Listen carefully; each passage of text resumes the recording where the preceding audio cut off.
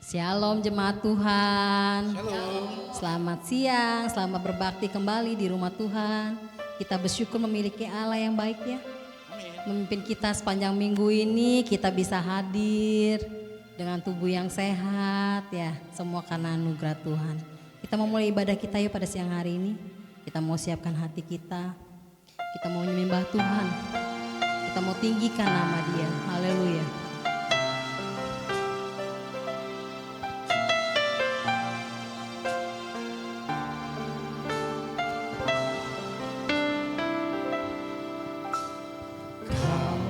Yang terindah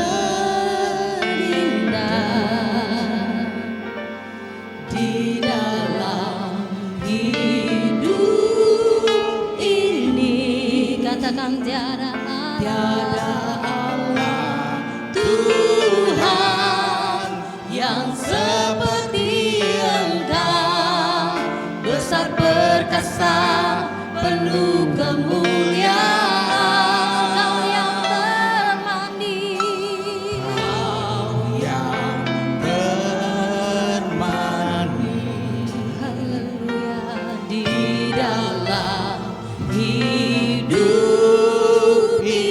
Katakan kami cinta Engkau Yesus. Kami cinta Engkau lebih dari segalanya Tuhan. Dari segalanya Besar kasih setiamu kepadaku. Ku sembah Kau ya Allahku. Ku tinggikan namamu selalu. Tiada lutut tak berteduh menyembah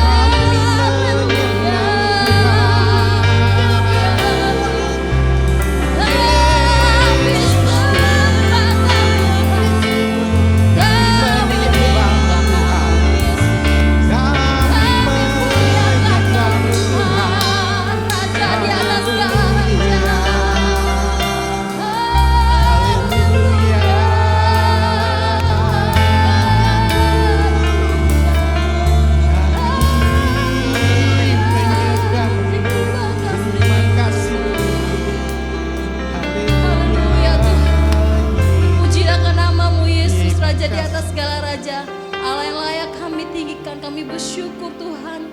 Kami bangga memiliki Allah seperti Engkau Tuhan. Kami bersyukur Yesus. Kami ada saat ini Tuhan semua karena anugerah-Mu Tuhan. Semua karena kebaikan-Mu Yesus. Oleh karena itu Bapa Tuhan, pada siang hari ini Tuhan kami mau meninggikan dan membesarkan nama-Mu Yesus. Bertatalah Tuhan untuk setiap puja-pujian kami ya Bapa. Kami bersyukur Yesus bisa memuji dan membesarkan nama-Mu pada siang hari ini Tuhan. Terima kasih Tuhan. Beracaralah Tuhan pada siang hari ini Tuhan. Terima kasih Yesus, kami buka ibadah kami pada siang hari ini di dalam satu nama yaitu Tuhan Yesus Kristus. Haleluya, amin. Amin, haleluya. Beri sorak-sorak kemuliaan bagi nama Tuhan. Kita mau datang, kita mau memuji, kita mau membesarkan nama Tuhan. Haleluya. Kita mau angkat suara kita mau terus bernyanyi bagi Dia. Haleluya. Dengan segenap hati kita, dengan segenap jiwa kita mau memuji nama Tuhan. Amin.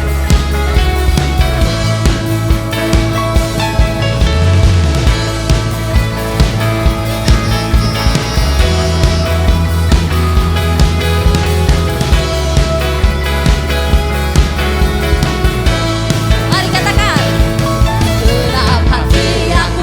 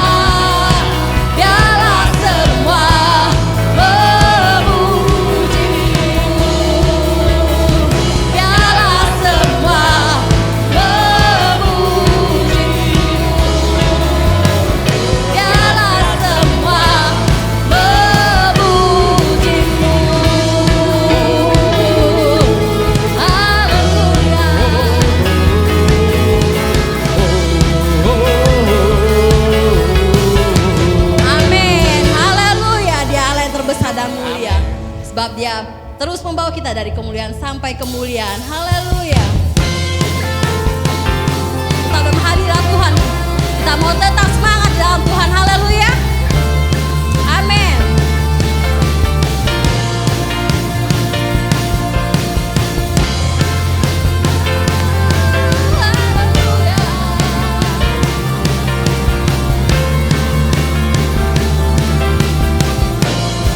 Ayo mari kita. Segenap manusia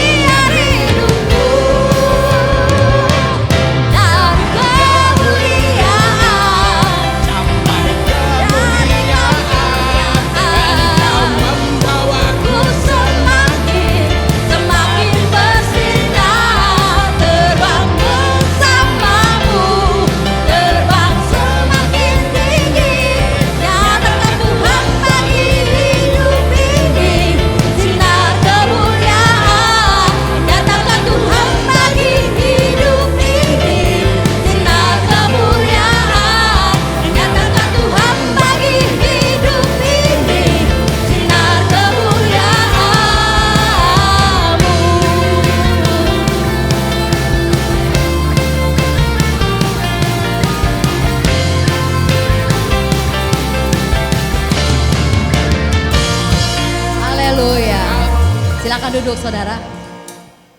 Kita mau siapkan hati kita untuk mendengar firman Tuhan. Dia Allah yang selalu membawa kita dari kemuliaan sampai kemuliaan. Dia tidak membiarkan kita di bawah menjadi ekor tetapi menjadi kepala. Amin saudara. Haleluya. Sebab itu kita hidup hanya karena percaya kepada Tuhan. Dia selalu berjanji bagi kita, dia memberikan pengharapan kita. Oleh karena itu kita tidak perlu menyerah ya. Sebab Tuhan selalu berserta dalam hidup kita. Haleluya.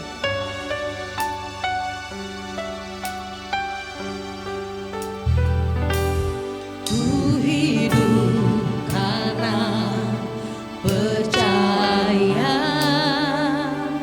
Kau yang berjanji setia. Pengharapanku selalu ada di dalam-Mu. Kami tidak akan menyerah. Ku tidak akan menyerah meski dalam kesesatan. Seluruh hidupku dalam genggaman-Mu. Mari kita akan nyatakan Yesus bahwa Kau yang terbesar Tuhan. Amin. Kami punya Kau Yesus yang terbesar. Yang telah berjanji dan sanggup menggenapi imanku bersepakat percaya kuasa-Nya. Terima sekarang.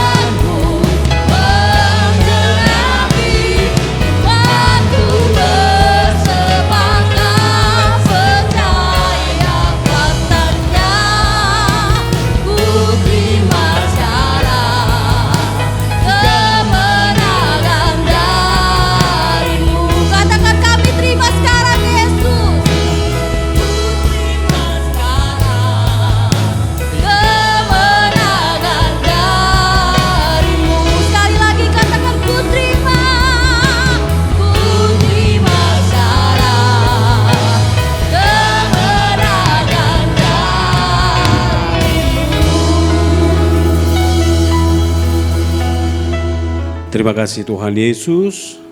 Siang hari ini kami mengucap syukur. Tuhan baik bagi kami. Tuhan memberikan kesehatan bagi kami. Dan kami telah memuji, meninggikan nama-Mu. Sebentar Tuhan kami akan merenungkan sebagian dari firman-Mu. Kami membutuhkan firman-Mu dalam hidup kami. Biar Tuhan Yesus pengurapan-Mu ada atas hidup kami. Bukan sekedar kami dengar, tapi mampukan kami untuk melakukannya tiap-tiap hari dalam hidup kami. Dalam nama Yesus kami berdoa. Amin. Silakan duduk Bapak Ibu. Shalom. Terima kasih kepada Bapak Pendeta Riki, Ibu Malia, yang sudah memberikan kepercayaan bagi saya untuk menyampaikan firman bagi kita hari ini. Saya percaya firman Tuhan akan kita dengar, akan memberkati kita, katakan amin. Oke, kita buka Alkitab kita, 2 Samuel 13. 2 Samuel 13, saya akan baca ayat 14 sampai ayat yang ke-22. 2 Samuel 13, ayat 14 sampai ke ayat 22. Dikatakan demikian, tetapi Amnon tidak mau mendengarkan perkataannya. Dan sebab ia lebih kuat daripadanya, diperkosanyalah dia, lalu tidur dengan dia. Kemudian timbullah kebencian yang sangat besar pada Amnon terhadap gadis itu. Bahkan lebih besar benci yang dirasanya kepada gadis itu daripada cinta yang dirasanya sebelumnya. Lalu Amnon berkata kepadanya, bangunlah, enyahlah. Lalu berkatalah gadis itu kepadanya, tidak kakakku, sebab menyuruh aku pergi adalah lebih jahat daripada apa yang telah kau lakukan kepadaku tadi. Tetapi Amnon tidak mau mendengarkan dia. Dipanggilnyalah orang muda yang melayani dia, katanya, suruhlah perempuan ini pergi daripadaku dan kuncilah pintu di belakangnya. Gadis itu memakai baju kurung yang maha indah, sebab demikianlah putri-putri raja yang masih perawan berpakaian baju kurung panjang. Kemudian pelayan itu menyuruh dia keluar lalu mengunci pintu di belakangnya. Lalu Tamar menaruh abu di atas kepalanya, mengoyakkan baju kurung yang maha indah yang dipakainya, meletakkan tangannya di atas kepalanya dan pergilah ia sambil meratap dengan nyaring. Bertanyalah Absalom kakaknya kepadanya, apakah Amnon kakakmu itu bersetubuh dengan engkau? Maka sekarang adikku, diamlah saja, bukankah ia kakakmu? Janganlah begitu memikirkan perkara itu. Lalu Tamar tinggal di rumah Absalom, kakaknya itu seorang diri. Ketika segala perkara itu didengar Raja Daud, sangat marahlah ia. Dan Absalom tidak berkata-kata dengan Amnon, baik tentang yang jahat maupun tentang yang baik. Tetapi Absalom membenci Amnon, sebab ia telah memperkosa Tamar adiknya. Oke, judul khotbah saya hari ini saya akan berbicara mengenai pembiaran. Apa judulnya Bapak Ibu? Pembiaran. Baru-baru ini ada kasus yang sedang viral, ya, di mana anak sekolah SMA di Sulawesi suka bolos ke sekolah dia. Jarang mengikuti pelajaran di sekolah. Akhirnya pihak sekolah memanggil orang tuanya. Dia panggil orang tuanya, pengen tahu tuh guru-guru, kenapa si anak ini jarang datang ke sekolah. Begitu si papa datang dengan anaknya, si anak langsung pukul gurunya. Si papa tidak ada unsur untuk melarang, malah dibiarkan. Harusnya dicegah dong anaknya atau dinasihat. Enggak, si papa diam aja. Udah ditonjok gurunya. Padahal sang ayah ini seorang polisi. Akhirnya apa yang terjadi? Si anak dipecat dari sekolah, si papa diperiksa propam di Sulawesi. Dengan kasus pembiaran. Jadi Alkitab yang kita baca hari ini sama. Amnon memperkosa Tamar. Amnon itu si Tamar adiknya. Jadi mereka itu satu ayah, cuma beda ibu. Ayahnya Daud. Cuma ibu mereka yang beda. Begitu Daud mendengar, Daud cuma marah, tapi tidak menghukum Amnon, enggak. Cuma marah, tidak menasehati si Amnon, dibiarin. Hari ini kita akan belajar apa bahaya dari sebuah pembiaran. Ya, hari ini kita akan belajar ada 3 bahaya dari sebuah pembiaran. Jadi kalau kita biarkan ada 3 bahayanya. Bahaya yang pertama dari sebuah pembiaran, coba kita perhatikan di ayat yang ke-28. 2 Samuel 13 ayat 28. Ini bahaya dari sebuah pembiaran. Kalau kita biarkan ini bahayanya nih. 2 Samuel 13 ayat 28 dikatakan demikian. Lalu Absalom memerintahkan orang-orangnya demikian. Perhatikan apabila hati Amnon menjadi gembira karena anggur dan aku berkata kepadamu, paranglah Amnon. Maka haruslah kamu membunuh dia, jangan takut. Bukankah aku yang memerintahkannya kepadamu? Kuatkanlah hatimu dan tunjukkanlah dirimu sebagai orang yang gagah perkasa. Jadi apa bahaya dari sebuah pembiaran? Yang pertama akan membawa dampak yang lebih buruk. Itu yang pertama tuh. Akan membawa dampak yang lebih buruk. Kalau kita biarkan, ingat dampaknya akan lebih buruk. Coba perhatikan Bapak Ibu. Apa saja yang dibiarkan, keadaannya tidak akan menentu. Saya ulangi sekali lagi. Apa saja yang dibiarkan, keadaannya tidak akan menentu.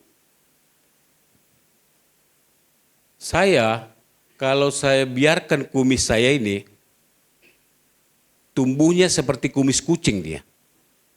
Jadi sekali seminggu saya harus cukur kumisnya. Ya, tadi malam baru saya cukur tuh. Kalau enggak panjang sebelah dia. Kalau dibiarkan begitu tuh. Keadaannya tidak akan menentu. Jadi apa saja yang dibiarkan, keadaannya tidak akan menentu Bapak Ibu. Ya. Hari-hari ini Bapak Ibu, saya suka lapar di malam hari.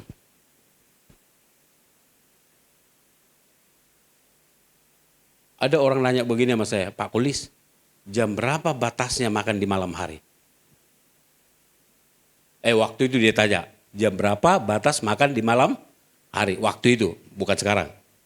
Saya bilang gini, saya tidak punya batasan waktu jam berapa untuk makan di malam hari. Kok bisa Pak? Jadi gimana makannya?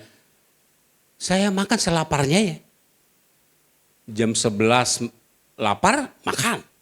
Jam 2 pagi lapar, makan. Tapi sekarang saya berubah. Makanya saya turun badannya banyak. Ya. Karena apa? Saya jaga mulut saya. Saya tidak membiarkan makan apa saja, enggak. Saya jaga betul. Makanya mulai sehat, kelihatan sehat mulai hari ini ya. Agak berkurang timbangan badannya. Ya. Dulu mah celana nggak ada yang muat, ya, mesti dilonggarin lagi. Bajunya juga demikian. Sekarang udah puji Tuhan, karena dijaga. Coba bilangin kiri kananmu, kalau kamu tidak mau beli baju-baju lagi, jaga mulutnya, ya, jaga. Jangan semua dimakan. Ya. Kalau kita pelajari ayat ini Bapak Ibu, waktu Daud mengetahui Amnon memperkosa Tamar, harusnya Daud panggil Amnonnya. Nasihati Amnonnya atau tegur Amnonnya, jangan dibiarkan. Dengar Bapak Ibu, masalah yang tidak diselesaikan tetap jadi masalah. Saya ulangi sekali lagi. Masalah yang tidak diselesaikan tetap jadi masalah. Jangan bilang begini, udah gue diam aja. Ingat, satu kali dia akan meledak. Itu sebabnya kalau ada masalah diselesaikan Bapak Ibu. Katakan amin. Selesaikan. Jangan dibiarin, jangan juga dihindari. Harus diselesaikan. Ingat, Daud di sini tidak menyelesaikannya. Akhirnya terjadi dampak yang lebih buruk. Absalom menyuruh anak buahnya untuk membunuh Amnon itu. Terjadi yang lebih buruk. Coba seandainya Daud menegur atau menghukum Amnon, tidak terjadi sebesar ini Bapak Ibu. Jadi ingat, masalah yang tidak diselesaikan tetap jadi masalah. Amin Bapak Ibu? Iya. Apalagi kita suami istri Bapak Ibu, tentu kita ada konfliknya. Amin Bapak Ibu? Amin? Iya. Mungkin ada yang lebih senior dari kami menikah, ya.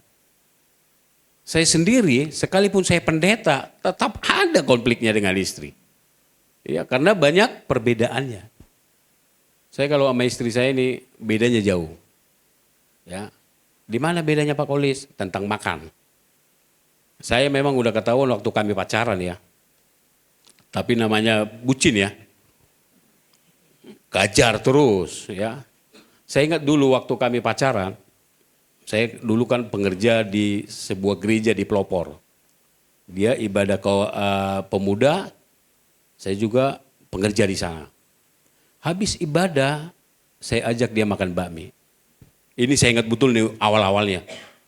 Pesan bakmi 2, dia makan 1, aku makan 1. Dia kan kalau makan bakmi dipotong pakai sendok. Kalau saya enggak, saya hirup langsung, zup gitu langsung masuk.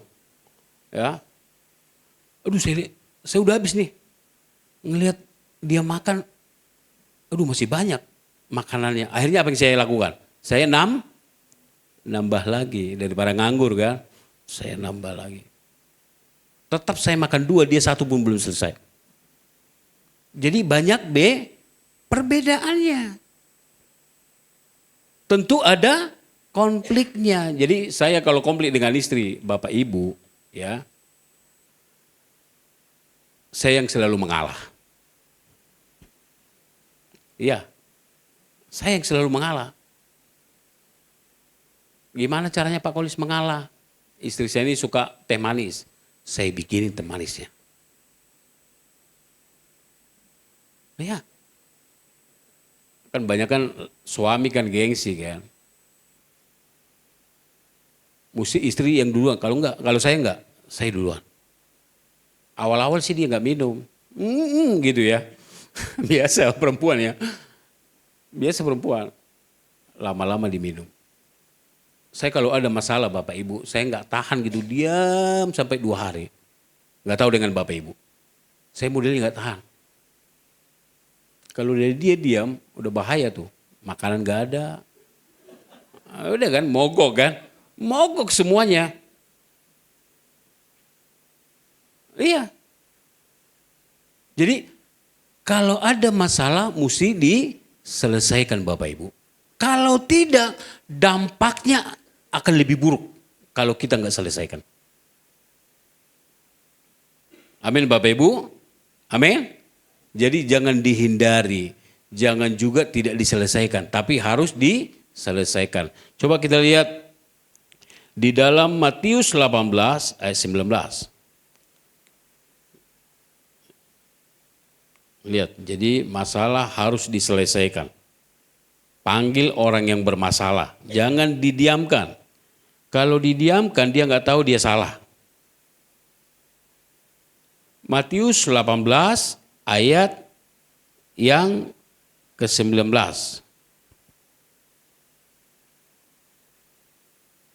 Sudah ketemu semua? Matius 18. Wah, salah ayatnya nih. Bukan Matius. Matius loh. Wah, salah saya nulisnya Bapak Ibu. Jadi intinya demikian, kalau ada bermasalah panggil orangnya. Ya, panggil, nasihati orangnya. Jangan didiamkan Bapak Ibu. Ya, siapapun. Kenapa anak kita jadi ngelunjak, nggak menghormati orang? Karena kita nggak pernah tegur kalau dia salah. Kita diam aja, diam aja. Saya pernah anak saya perempuan nih ya, dia kalau naik motor sama kayak saya, nggak pakai rem dia. Waktu itu, kencang dia bawanya. Aku sih udah beberapa kali ngelihat, tapi saya diamin aja. Ada tetangga yang datang. Pak Kolis anaknya dinasihatin Pak, kalau naik motor katanya. Kan malu kita kan. Malu. Karena apa? Karena kita diamkan. Karena kita enggak tegur. Karena kita enggak nasihati. Coba Daud kalau ditegur tuh Amnon, Absalom enggak mungkin bertindak. Karena dia lihat papanya ini enggak negur, enggak nasihati Amnon, dibiarkan Absalom yang bertindak. Jadi ingat Bapak Ibu ya, apa bahaya dari sebuah pembiaran akan membawa dampak yang lebih buruk. Itu yang pertama. Yang kedua, apa dampak dari sebuah pembiaran? Coba kita lihat di ayat 29 ya. 2 Samuel 13 ayat 29.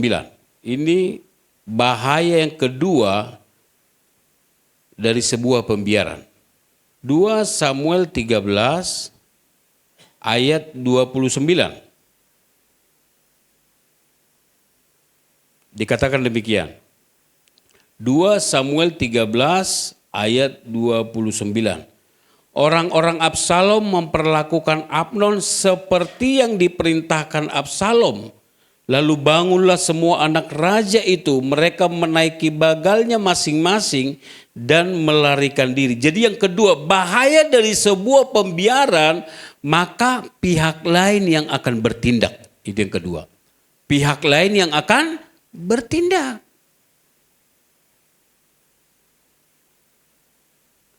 Coba perhatikan Bapak Ibu ya. Kalau kita diam, kita nggak kasih tahu, nggak nasihati, maka pihak lain yang akan bertindak. Saya Bapak Ibu di umur 8 tahun ya, di kampung halaman umur saya 8 tahun, saya kerjanya jaga kerbau. Kami 10 bersaudara, saya anak kedua. Menurut Bapak Ibu 10 anak orang di kampung banyak apa sedikit? 10? Enggak banyak. Orang bilang begini, Pak Kulis banyak banget saudaranya, anak papanya. Dia belum tahu tetangga kami ada 15. Kami baru 10. Jadi saya anak kedua, kami ada tugasnya masing-masing. Abang saya, dia masak di rumah, masak. Saya tugasnya jaga kerbau. Jadi teman-teman saya, umuran saya, ada juga yang jaga kerbau. Tapi mereka jaga kerbau orang lain. Jadi mereka gembala upahan. Jadi mereka digaji. Saya melihat orang yang jaga kerbau kalau digaji, dia tidak memperhatikan betul tuh kerbau. Karena modelnya digaji. Mau makan racun tuh kerbau, mau makan rumput layu, ya terserah kerbaunya gitu ya. Kalau saya tidak, saya jaga betul, enggak saya biarin. Karena apa? Karena kerbau ini punya saya sendiri. Coba pertanyaan saya bagi Bapak Ibu, menurut Bapak Ibu, yang paling baik menjaga anak kita, menurut saudara, Siapa yang paling baik menjaga anak kita? Hah? Yang paling baik menjaga anak kita menurut saudara siapa? Hah? Orang tuanya kan? Tapi ada banyak kita mempercayakannya kepada orang lain. Kita jarang urus anak kita, malah diurus oleh orang lain. Ada sebuah kesaksian Bapak Ibu. Si mama tiba-tiba kaget ngelihat anaknya pintar ngaji. Loh, karena apa? Yang ngurus pembantunya. Bukan mamanya. Jadi dibiarkan diurus sama pembantu, akhirnya pembantu ini yang ngurus. Bayangin, kaget dia anaknya udah pintar ngaji. Jadi kalau kita nggak bertindak, maka orang lain yang akan bertindak Bapak Ibu. Orang lain yang akan mengurusnya. Lihat di sini, Absalom berkata, kalau datang nanti Amnon udah parang bunuh. Karena Daud nggak bertindak, pihak lain yang akan bertindak. Jadi ingat Bapak Ibu, bahaya dari sebuah pembiaran, kalau kita nggak urus, maka orang lain yang akan mengurus. Amin Bapak Ibu, itu sebabnya jangan dibiarkan. Urus. Ya, kalau kita bisa selesaikan, diselesaikan. Kalau kita bisa nasihati, nasihati. Jangan dibiarkan. Coba kita lihat dulu ayatnya di dalam Kejadian 3 ayat 6. Kejadian 3 ayat yang ke-6. Kejadian 3 ayat yang ke-6.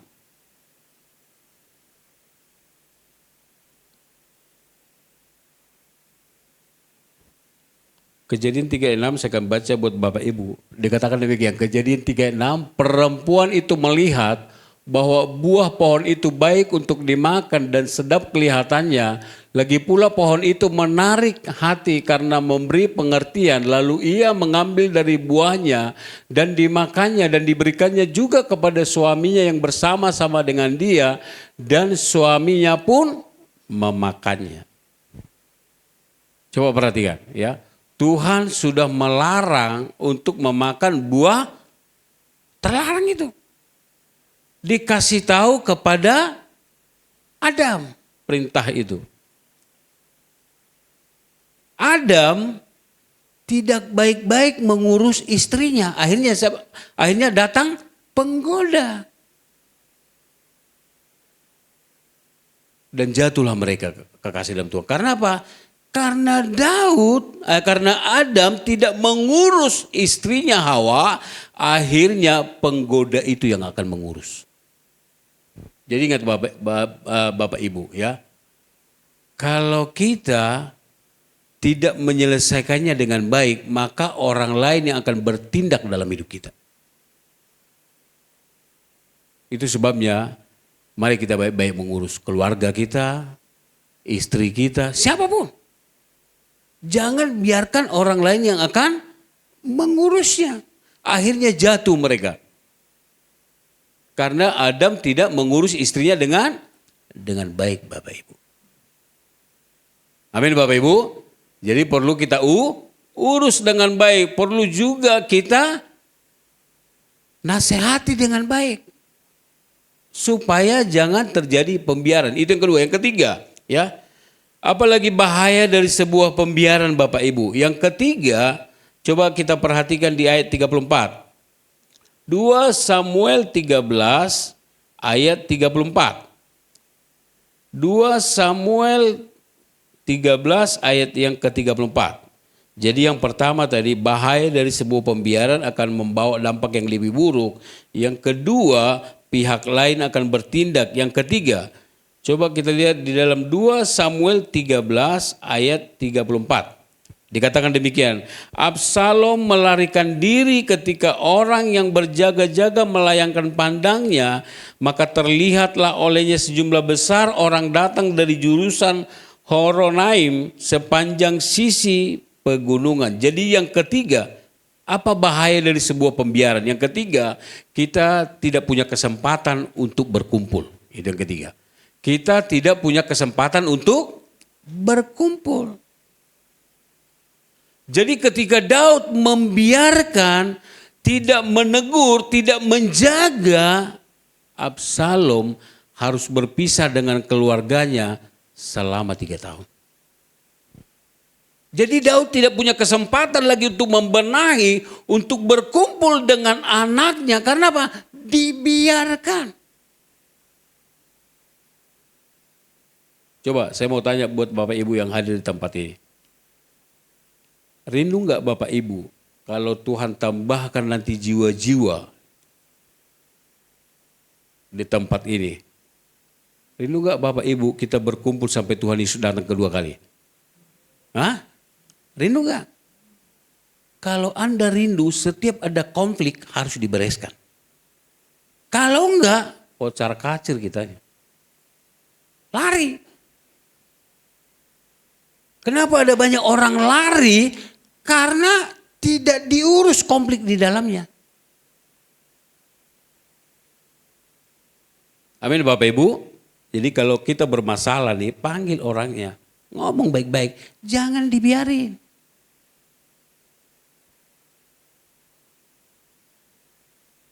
Yang terjadi di gereja seperti itu kan, dibiarkan. Kenapa kamu nggak tegur dia? Waduh nggak enak. Kok nggak enak? Akhirnya pergi dia. Jadi kalau ada masalah cepat diurus.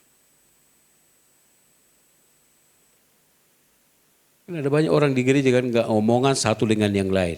Pelayanan sih pelayanan. Ini tinggal tunggu waktu nih.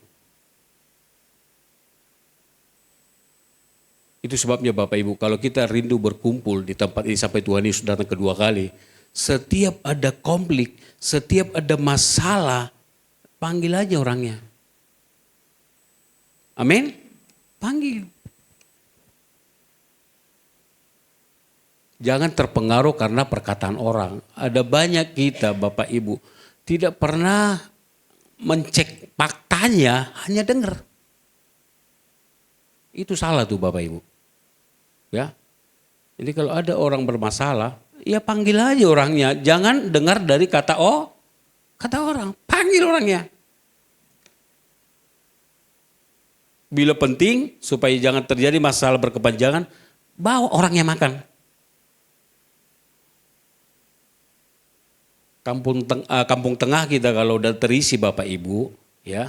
Ini kampung tengah kalau udah terisi nih, biasanya bisa ngeredam dia.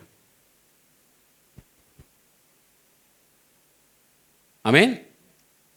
Jadi ingat, setiap ada masalah, konflik harus diselesaikan. Jangan tunggu. Jangan atas nama tidak enak. Akhirnya dipergi.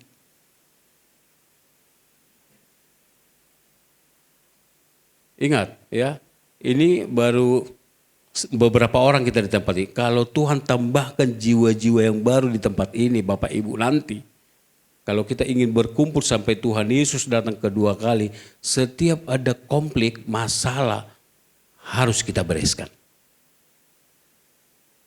Jangan dipendam. Jangan juga dihindari, jangan. Selesaikan aja. Karena Alkitab bilang begitu kok, panggil orangnya, tegur. Amin Bapak Ibu. Coba kita lihat satu ayat lagi tentang Yakub. Kejadian 31 ayat 38. Lihat berapa tahun Yakub ini harus berpisah dari keluarga karena masalahnya tidak pernah diselesaikan. Kejadian 31 ayat 38. Dikatakan demikian, selama berapa katanya? 20 tahun ini aku bersama-sama dengan engkau, domba dan kambing betinamu tidak pernah keguguran dan jantan dari kambing dombamu tidak pernah kumakan. Berapa tahun Yakub harus lari dari keluarganya? 20 tahun. Lu bisa bayangkan tuh. Sampai meninggal ibunya, Yakub tidak pulang. Kenapa Yakub harus keluar dari rumah papa mamanya? Karena ada masalah yang tidak dibereskan di awal. Dia bisa bayangkan tuh 20 tahun. Harus lari, harus menghindar karena konfliknya tidak pernah diselesaikan. Amin Bapak Ibu. Saudara mau berkumpul di tempat ini sampai Tuhan Yesus datang kedua kali, amin. Setiap ada masalah, selesaikan. Saya banyak melihat keluarga ya. Si Koko tidak ngomong dengan si Ade. Si Cici juga tidak ngomong dengan si Koko. Padahal orang tua mereka ada. Kan kita nggak mau kan keluarga seperti itu ya. Nggak mau. Kenapa terjadi konflik seperti itu berkepanjangan? Karena kita nggak pernah urus.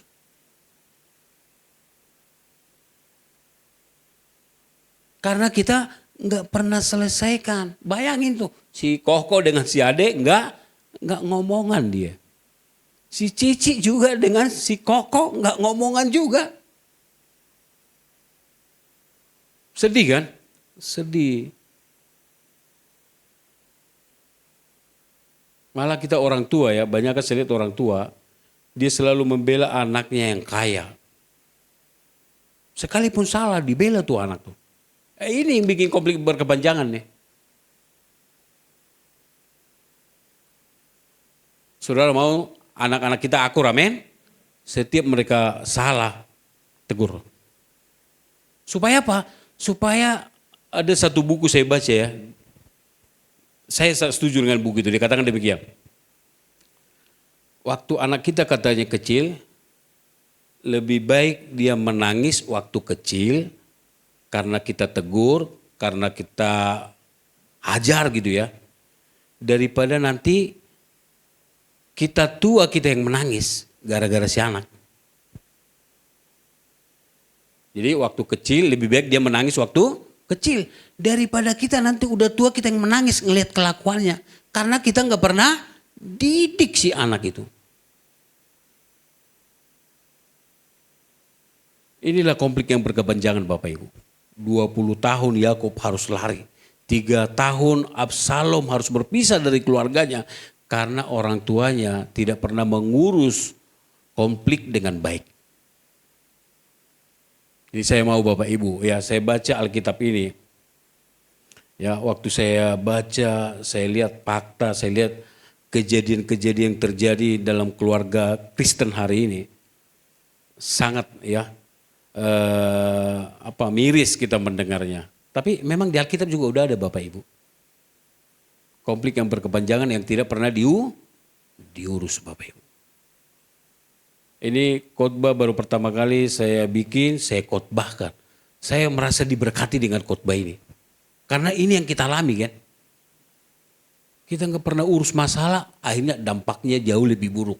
Kita nggak pernah urus masalahnya, akhirnya pihak lain yang akan bertindak.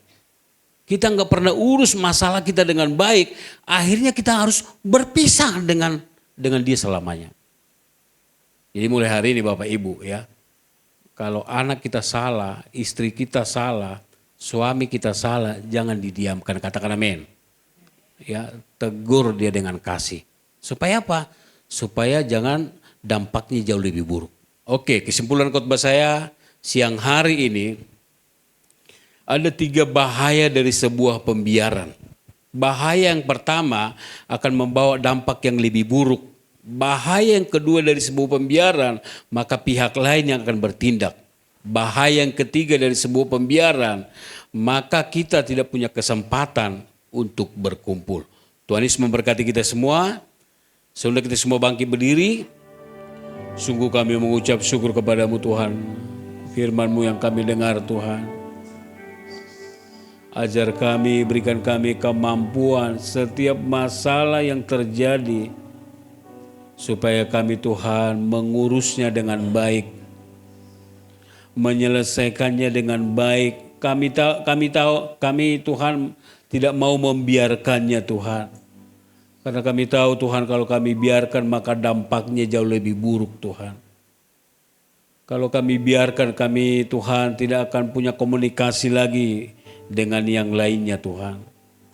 Itu sebabnya Bapa di surga berikan kami kemampuan terus supaya kami Tuhan dapat mengurus setiap konflik yang terjadi dalam hidup kami Tuhan Yesus. Supaya kami Tuhan tidak tercerai-berai dengan satu dengan yang lain. Tidak berpisah dengan satu dengan yang lain Tuhan. Tapi kami tetap bersatu di dalam Tuhan.